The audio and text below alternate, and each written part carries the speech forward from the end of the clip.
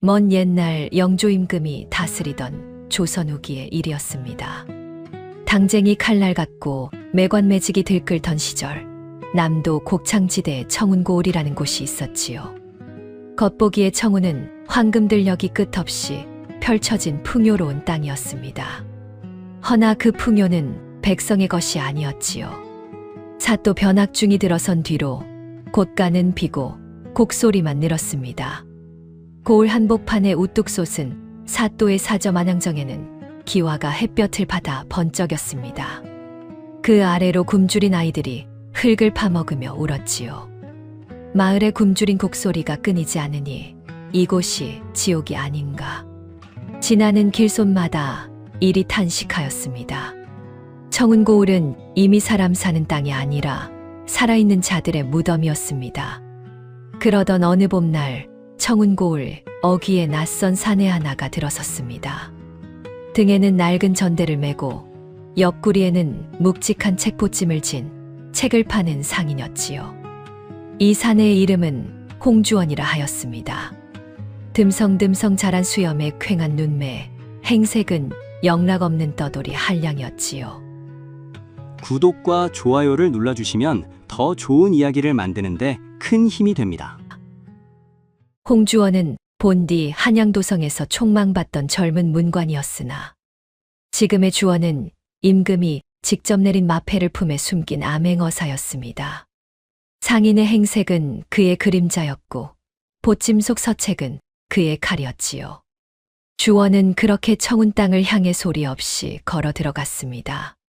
주원의 가슴 깊은 곳에는 결코 식지 않는 불씨 하나가 있었으니 바로 청운고을의 사또 변학중이었습니다. 변학중은 본래 주원의 아비와 한양조정에서 녹을 먹던 자였습니다. 허나 권세의 눈이 멀어 홍주원 다문에 억울한 누명을 씌워 밀고 하였지요.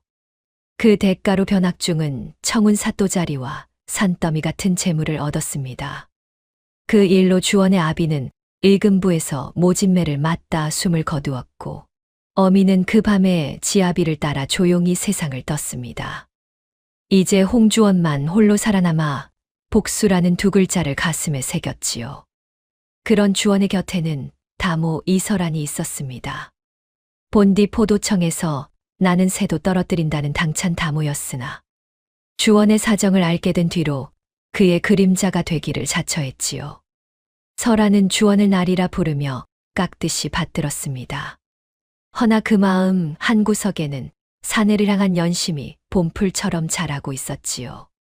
그 시각 만향정 깊은 내실에서는 변학중이 비단보료에 비스듬히 누워 술잔을 기울이고 있었습니다.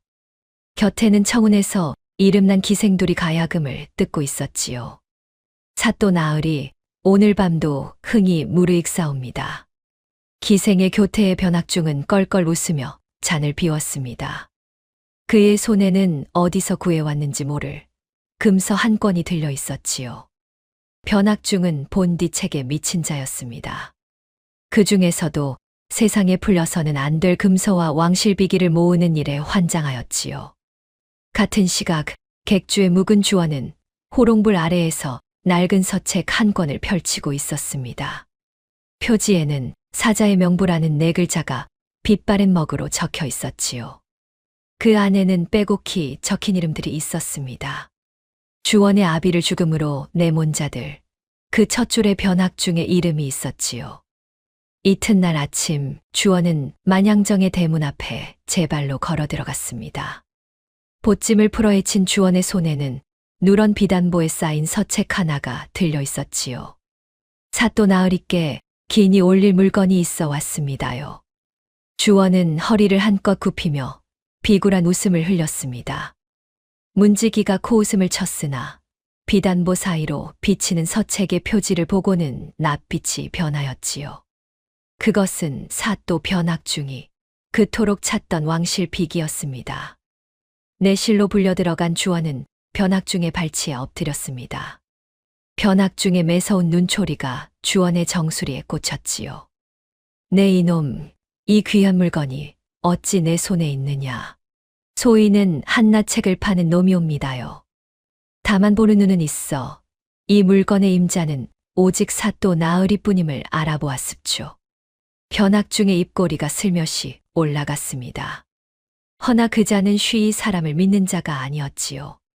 변학중은 주원을 일으켜 세우더니 사저 깊숙이 자리한 지하 창고로 데려갔습니다. 문이 열리자 횃불 아래 누런 금괴가 산처럼 쌓여 있었습니다. 변학중이 차갑게 말했습니다.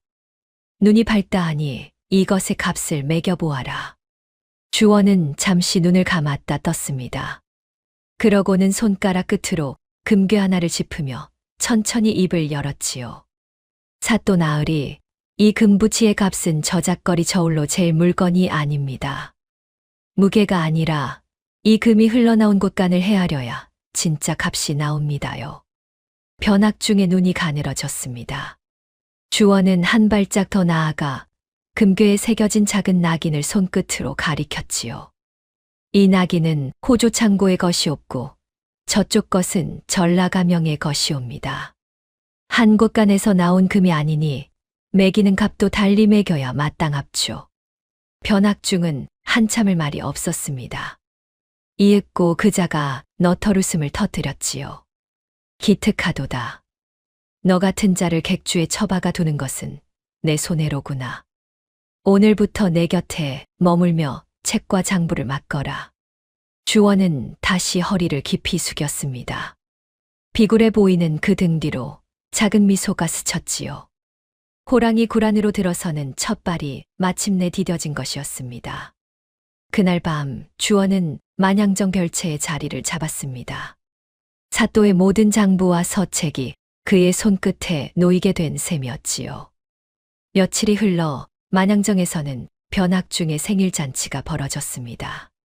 고을에 향리며 토호들이 비단 옷을 차려입고 주르리어 들어왔지요.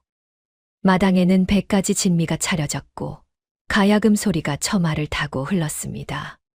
변학중은 상석에 앉아 흡족한 낯빛으로 술잔을 들었습니다.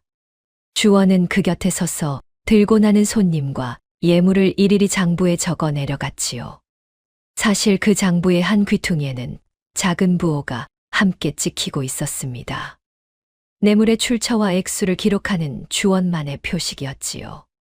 흥이 무르익을 무렴 별안간 마당이 소란스러워졌습니다.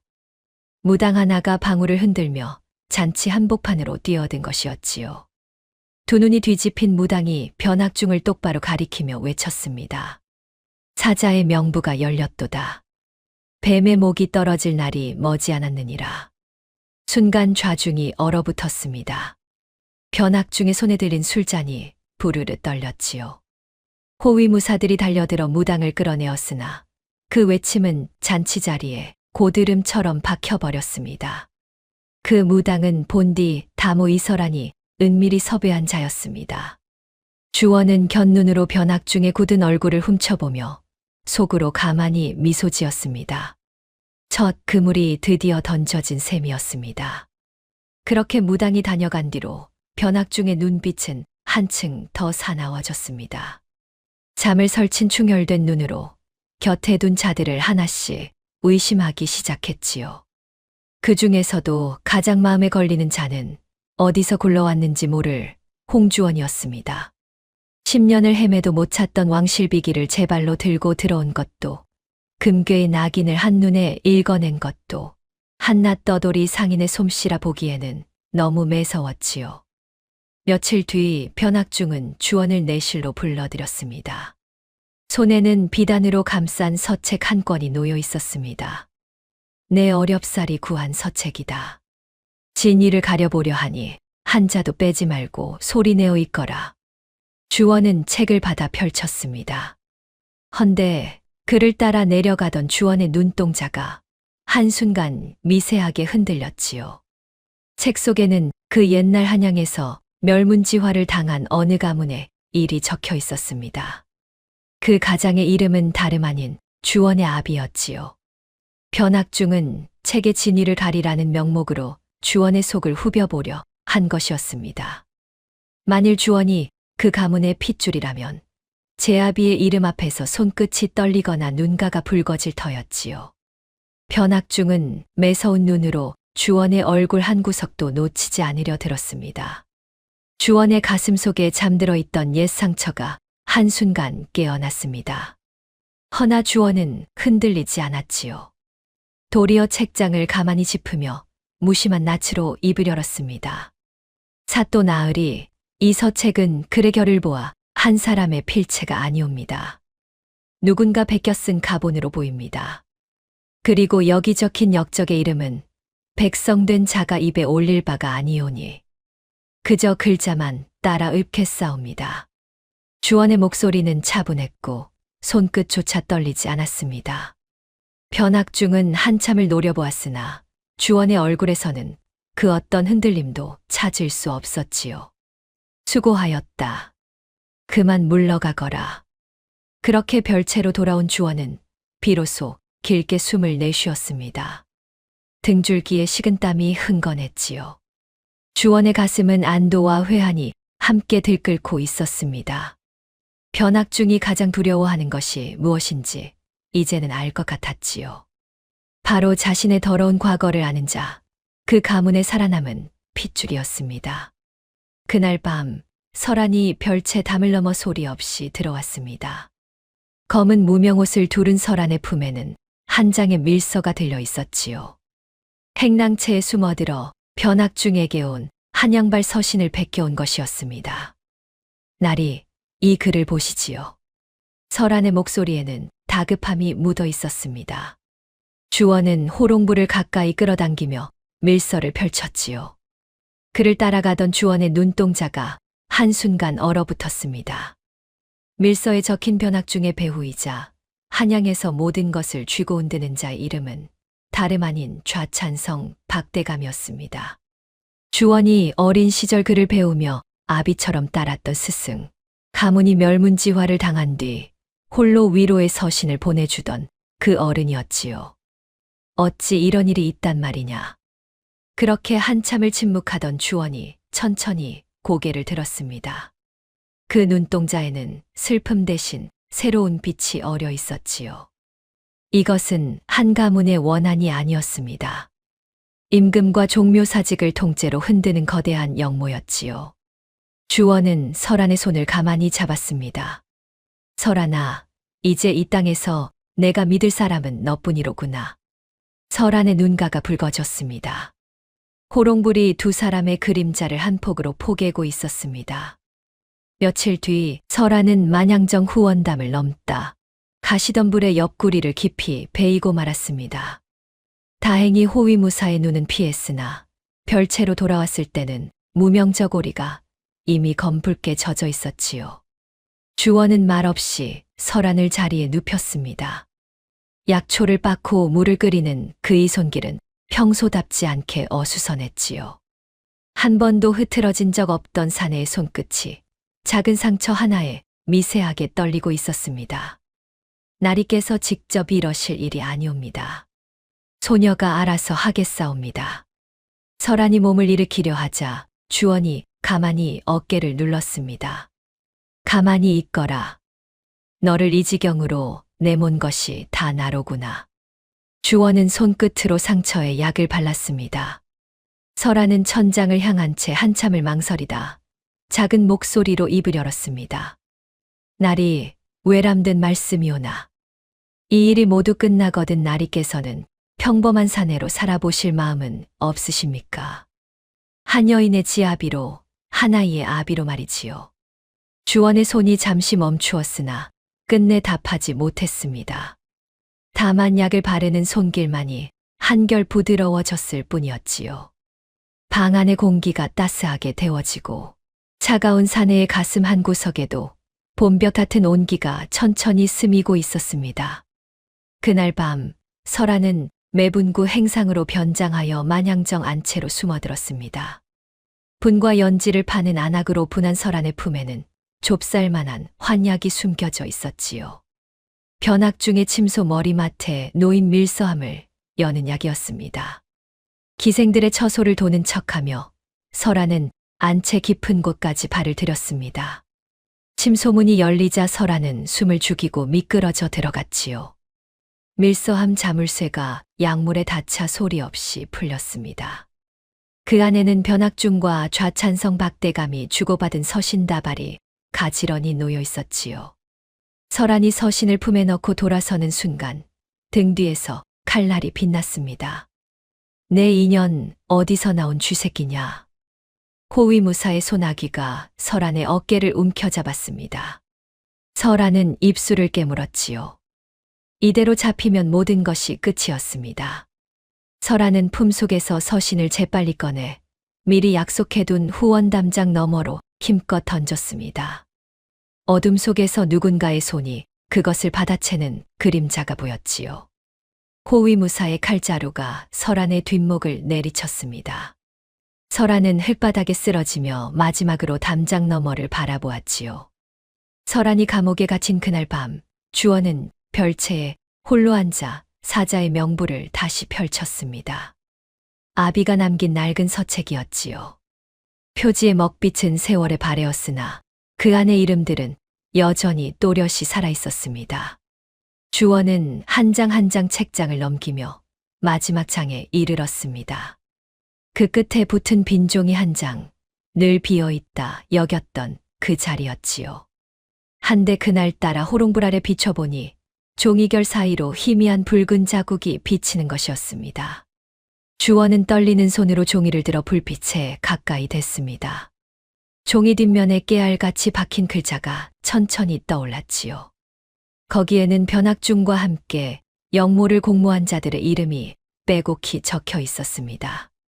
좌찬성 박대감을 비롯해 병조와 호조의 당상관들의 이름까지 줄지어 있었지요. 주원의 눈에서 뜨거운 눈물이 흘렀습니다. 아버님, 이 종이 한 장을 남기시려고 그토록 오래 버티셨군요. 주원은 종이를 가슴에 품었습니다. 이 문서야말로 변학중과 그 배후를 단칼에 베어낼 결정적 증거였지요. 사자의 명부는 비로소 진정한 모습을 드러낸 것이었습니다. 새벽이 오기 전 주원은 호롱불 앞에 단정히 앉아 있었습니다. 낡은 두루마기를 벗고 보찜 깊숙이 숨겨두었던 도포를 꺼내 어깨에 걸쳤지요. 머릿속에서는 지난 몇 해의 날들이 강물처럼 흘렀습니다. 가문이 무너지던 그 밤, 어머니의 마지막 모습, 그리고 이름 없는 산자락에 묻은 아버지의 무덤. 주원은 그 모든 기억을 가슴 깊이 눌러 담았지요. 한때 주원은 복수가 곧 정의라 여겼습니다. 변학중의 목을 베고 그자의 살림을 불태우면 모든 것이 끝나리라 믿었지요. 허나 사자의 명부에 적힌 이름들을 마주한 지금 마음은 달라져 있었습니다. 복수는 한 사람의 가슴을 비울 뿐이었으나 정의는 만 사람의 곡소리를 거두는 일이었지요. 이제는 변학중 한 명의 목이 아니라 무너진 종묘사직의 기둥을 다시 세워야만 했습니다. 주원은 품속에서 마패를 꺼내 가만히 들여다보았습니다. 이제 모든 것을 바로잡을 때가 되었다. 사내의 목소리는 낮고 고요했습니다. 이튿날 새벽 변학중이 주원을 또다시 내실로 불러들였습니다. 이번에는 곁에 호위무사도 두지 않은 채 둘이 마주 앉았지요. 변학중의 손에는 비단으로 감싼 서책 한 권이 놓여 있었습니다. 주원아, 내 너를 시험한 적은 많았으나 이제는 너를 아들처럼 여기노라. 변학중의 입가에 비릿한 웃음이 걸렸습니다. 그자가 비단보를 풀자 안에는 화려하게 장정된 새 책이 모습을 드러냈지요.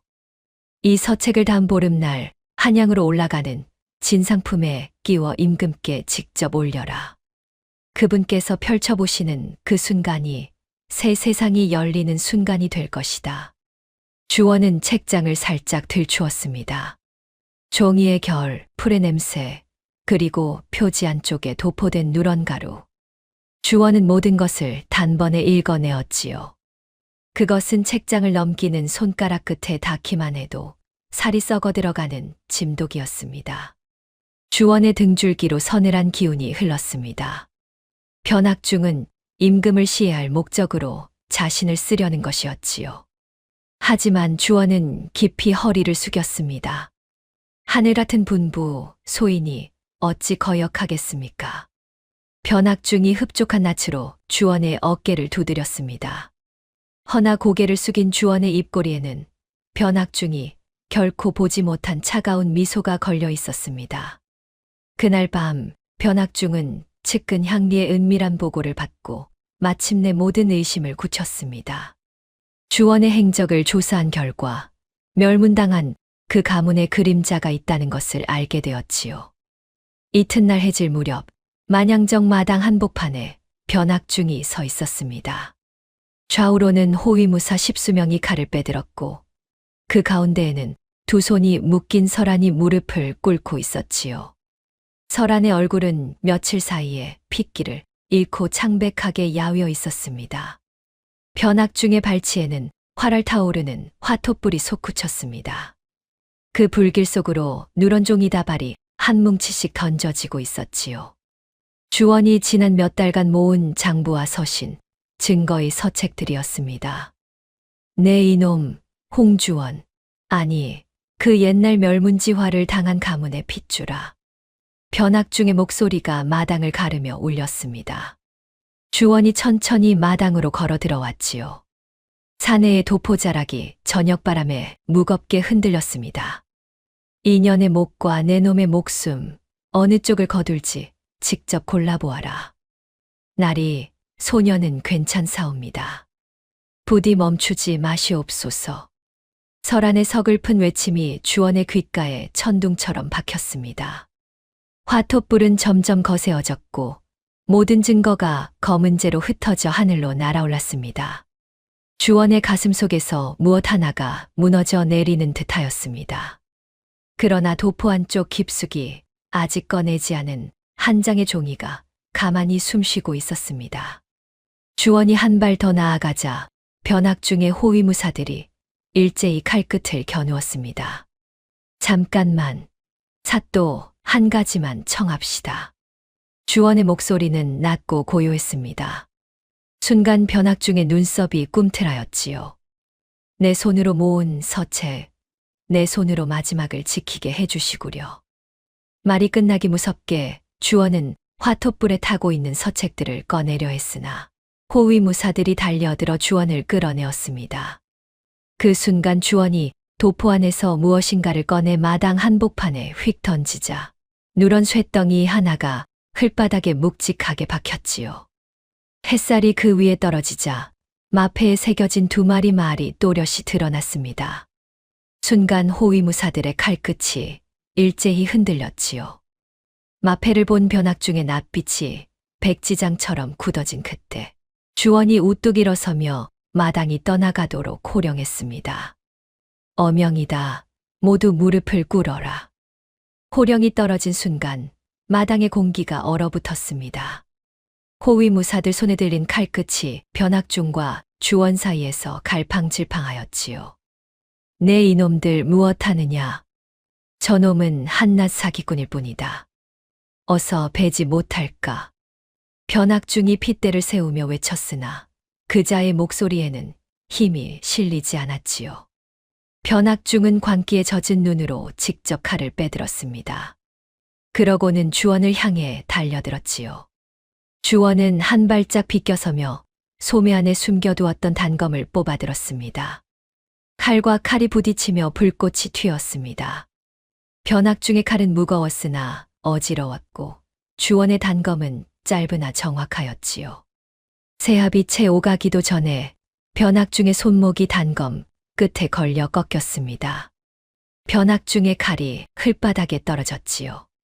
주원의 단검 끝이 변학중의 목을 겨누자 변학중의 두 무릎이 마당에 꿇렸습니다. 바로 그때였습니다. 만양정 사방에서 횃불이 솟구치며 검은 그림자들이 담을 넘어 쏟아져 들어왔습니다. 활시위가 일제히 당겨지고 창끝이 호위무사들의 등을 겨누었지요. 암행어사 출두야. 함성이 청운고울의 밤하늘을 찢었습니다. 만양정의 황금기와가 횃불에 붉게 일렁였고 그 아래로 관군들이 물결처럼 밀려 들어왔지요. 관군 하나가 달려와 설안의 결박을 풀어주었습니다. 설안은 휘청이며 무릎을 꿇은 채 마당 한복판의 주원을 바라보았습니다.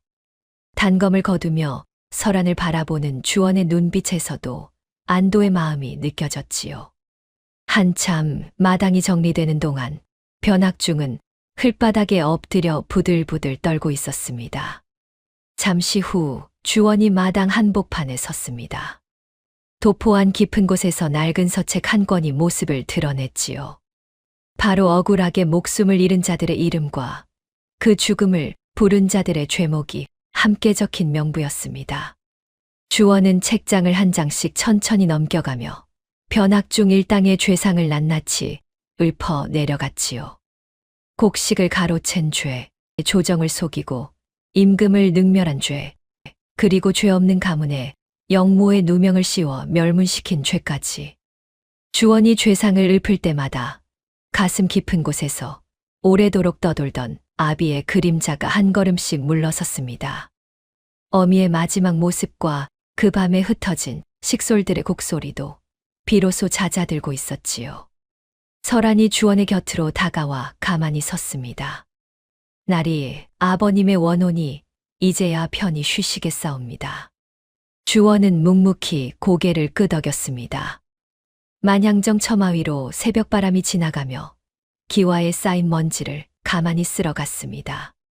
날이 밝자 청운고을 관아 앞마당에 백성들이 구름처럼 모여들었습니다. 변학중은 죄인의 형틀에 묶인 채 끌려 나왔지요. 어제까지 만양정 보료 위에 비스듬히 누워 술잔을 기울이던 그 사또가 흘바닥에 무릎을 꿇은 채 부들부들 떨고 있었습니다. 내 너희를 다스린 사또이거늘 어찌 이런 무도한 짓을 하느냐. 변학중이 핏발선 눈으로 외쳤으나 백성들은 차갑게 그 얼굴을 내려다볼 뿐이었지요. 관군들이 지하 창고를 열어 젖히자 산처럼 쌓인 금괴가 햇볕 아래 드러났습니다. 그 누런 빛이 백성들의 눈에 차마 곱게 비치지 않았지요. 관군들이 그 금더미를 마당으로 옮기는 동안 변학중은 짐승처럼 울부짖었습니다. 이 금은 다 내 것인데 어찌 내 것이 아니란 말이냐. 주원은 그 광경을 묵묵히 지켜보았습니다. 그 눈에는 통쾌함도 연민도 없었지요. 다만 무너진 자리에 새 흙을 덮는 농부의 마음이 있을 뿐이었습니다. 변학중과 그 일당, 좌찬성대감과 공모자들은 그날로 의금부에 압송되었습니다. 몰수된 가사는 청운고을 백성들에게 고루 나누어졌지요. 쌀독이 텅 비었던 집집마다 곡식이 들어찼고 곤추려 흙을 파먹던 아이들의 손에 따끈한 떡이 쥐어졌습니다. 수년 만에 청운고을에 진짜 웃음꽃이 피었습니다. 며칠 뒤 만양정의 화려한 전각들은 관의 명에 따라 헐리기 시작했습니다. 황금기와가 한 장씩 떨어져 내리고 비단휘장이 흘바닥으로 끌려 나왔지요. 백성들의 피땀으로 쌓아올린 낙원은 그렇게 무너지고 있었습니다. 석양이 보이는 언덕 위에 주원과 설안이 나란히 섰습니다. 사내의 등에는 다시 낡은 책회의 보찜이 메어져 있었지요. 화려한 도포도 위험 어린 마패도 다시 안쪽 깊은 곳에 거두어졌습니다. 날이 이제는 어디로 향하시옵니까? 설안이 가만히 물었습니다. 주원은 무너지는 만양정을 한참 바라보다 천천히 입을 열었지요. 이 땅의 청운고을 같은 곳이 어디 한둘이겠느냐. 사자의 명부에는 아직 적히지 않은 이름들이 많구나.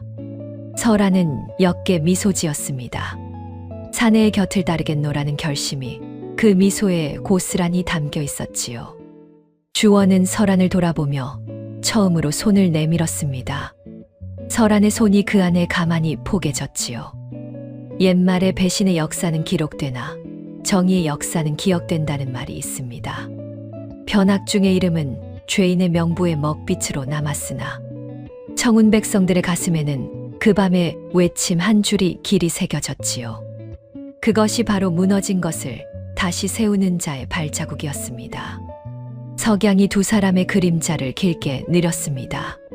주원이 앞서고 설안이 그 뒤를 따르는 그림자가 들길이로 끝없이 이어졌지요. 어디선가 또 굶주린 곡소리가 울리는 곳, 그곳을 향해 두 사람의 발걸음은 조용히 옮겨졌습니다. 오늘 이야기 어떠셨나요? 다음 이야기 빠르게 만나보시려면 좋아요와 구독을 눌러주세요.